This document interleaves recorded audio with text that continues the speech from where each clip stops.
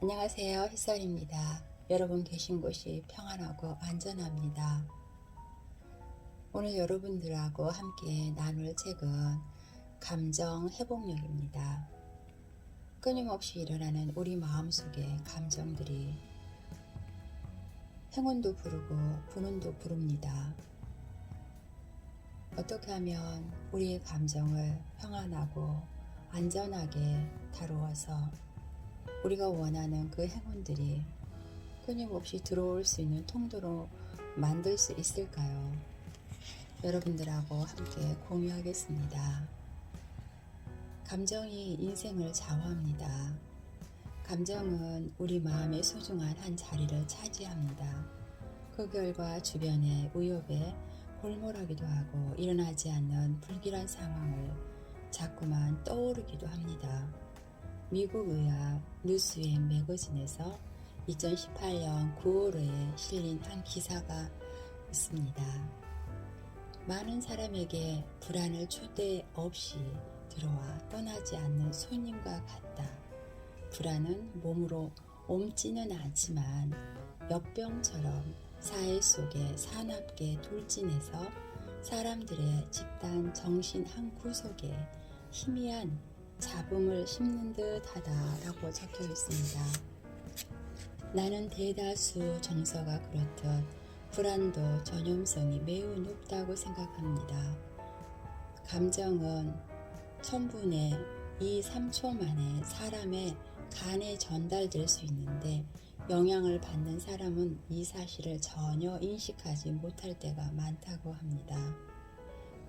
공감 능력이 지능이라는 말의 근거는 사람은 다른 사람과 대화를 나누는 동안 무의식적으로 상대의 표정, 몸짓, 말투, 음색을 모방한다고 합니다. 여기에 자신의 행동을 일치시켜 동화되려는 경향을 보이고 이때 미묘한 수준의 얼굴과 몸의 근육 섬유가 활성화됩니다. 외부에서 받은 자극이 전혀 없어도 미세하게 근육이 움직이면 정서가 일어날 때와 똑같은 뉴런이 활성화되어 실제로 뇌에 감정을 유발한다고 합니다. 거울 뉴런이라고 불리는 이 독특한 뇌세포는 매우 흥미로운 특성을 보입니다.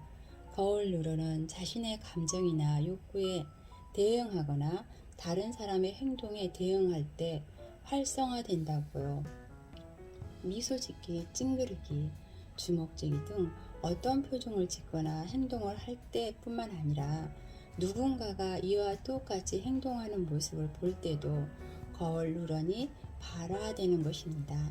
이는 나이나 삶의 단계와 관계없이 모든 사람에게 똑같이 적용됩니다. 유난히 타인의 감정을 잘 알아차리는 사람이 있습니다. 한 연구팀은 보통 사람보다 타인의 정서와 주변 환경을 잘 파악하고 대응하는 성향인 감각처리 민감성을 지닌 사람들에게 신경학적 실험을 했습니다. 우선 피실험자에게 그들의 연인이나 낯선 사람의 긍정적 표정이 담긴 컬러 사진을 모니터로 보내줬습니다. 이후 기능적 자기 공명 영상 기법으로 참여자의 신경 반응성을 살폈습니다. 그 결과 민감도가 높은 사람은 그렇지 않은 사람보다 주의 행동 계획, 감각 정보 통합, 공감과 연관된 뇌 부위가 더 많이 활성됐다는 사실이 밝혀졌습니다.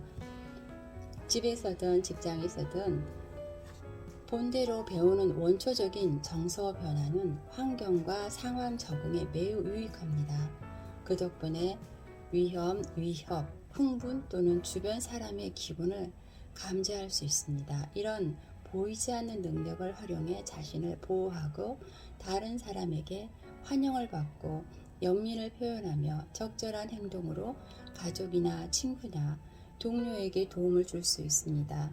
공감은 혼란한 세상을 살아가면서 꼭 갖춰야 할 소중한 특성이라는 점에서 의심할 여지가 없습니다. 물론 정서가 지나치게 전염될 때도 있습니다. 특히 주변 사람이 불안하고 두려움, 절망 같은 부정적인 감정에 휩싸여 있을 때가 그렇습니다. 이런 상황에서 민감도가 높은 사람은 스스로 자기 마음을 지킬 줄 알아야 합니다. 다른 곳에 전화를 건다든가 화장실에 다녀오는 방법으로 함께 있는 사람에게서 잠시 떨어져 있거나 대화의 흐름을 덜 심란한 문제로 유도하거나 유리방패로 자신을 보호하고 있다고 상상하던 시각화 기법을 활용해 상대의 정서에 걸려들지 않도록 해야 합니다. 불안을 통제하지 못하면 겪는 문제가 있죠. 정서적 염증은 우리가 상상할 수 있는 모든 방식으로 신체, 마음, 정신에 영향을 줍니다. 한 예로 불안이 높은 상태가 계속되면 우리 몸은 싸움 혹은 도주 반응의 상태로 대기하게 됩니다. 교감 신경계가 긴장 상태를 유지해 스트레스 호르몬인 코르티솔과 아드레날린을 다량 분비하게 됩니다. 두 스트레스 호르몬은 심장 박동, 호흡, 혈압을 높여 심혈관계에 부담을 줍니다. 면역계 내 분비계, 신경계에도 영향을 미칩니다. 그 결과 통증 반응이 급격히 높아지고 임신 가능성도 떨어질 수 있습니다. 이 모든 생리적 문제가 쌓이면 이상적 부하측 스트레스 뇌와 신체가 마모되는 현상이 나타납니다. 이는 높은 스트레스 호르몬 수치가 만성화되거나 반복적으로 나타날 때 발생하는 노화를 촉진합니다. 문제는 또 있습니다. 안전하지 않다는 느낌, 과민함, 과잉 반응, 미래에 대한 두려움은 수면 장애와 섭식, 음주, 흡연 등 행동 변화를 일으킬 수 있습니다. 이와 함께 무력감, 절망감, 체념성, 분노, 좌절감도 느끼게 합니다. 새로운 정보를 익히고 기억하는 능력과 집중력까지 손상시켜 인지 능력이 저하될 수 있습니다. 얘기 불안은 뇌의 신경 활동을 교란해 의사결정 능력을 마비시킵니다. 뇌에서 위기와 두려움을 처리하는 곳과 보상을 처리하는 곳의 활동이 저하되기 때문입니다. 이런 변화가 생기면 선택과 결정이 달라집니다. 여러 선택지가 불러올 긍정적인 결과와 자신이 예견한 부정적인 결과를 평가할 때 부정적인 쪽에 더 무게를 싣게 되기 때문입니다. 사람은 안정감이 사라졌다는 느낌이 들면 공허하거나 포효하는 듯한 기분이 들어서 자신과 타인에게 소외감을 느낄 수 있습니다. 이 모든 변화가 정신적인 위기에 빠진 듯한 기분이 들게 되죠. 일상의 전반적인 불안은 생활과 일의 방식에 제동을 겁니다. 이는 우리의 안녕과 삶의 질을 떨어뜨릴 뿐만 아니라 정상적인 역할 수행까지 방해하게 됩니다. 어떤 사람들은 이 불편한 기분을 느끼지 않으려고 자신의 감정에 도망쳐 주의를 환기합니다. 또는 의식적으로 무의식적으로든 자신을 몰아붙여 더 많은 활동이나 자극을 쫓아 정신없이 시간을 보냅니다. 이와 달리 외부와 접촉을 끊거나 홀로 떨어져 있는 사람이 있는가 하면 언짢은 기분에 빠지거나 끊임없이 초조해하는 사람도 있습니다. 비 온 뒤에 땅이 굳어지는 법이죠. 아무리 불편해도 이런 감정이 우리에게 중요하다는 것만큼 꼭 인식해야 합니다.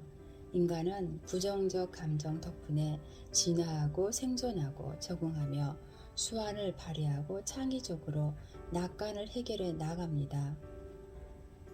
연민을 느낄 줄 알게 하는 불안한 감정이 곧 공감과 이타심을 바탕을 이룹니다. 감정은 가치를 좌우하기도 하고 무언가를 깊이 신경 쓴다는 것은 우리에게 바람직한 힘을 실어주고 어떤 방향으로 나아갈지 길을 제시합니다. 하지만 감정에 휘둘리면 통제력을 잃어버릴 수 있습니다.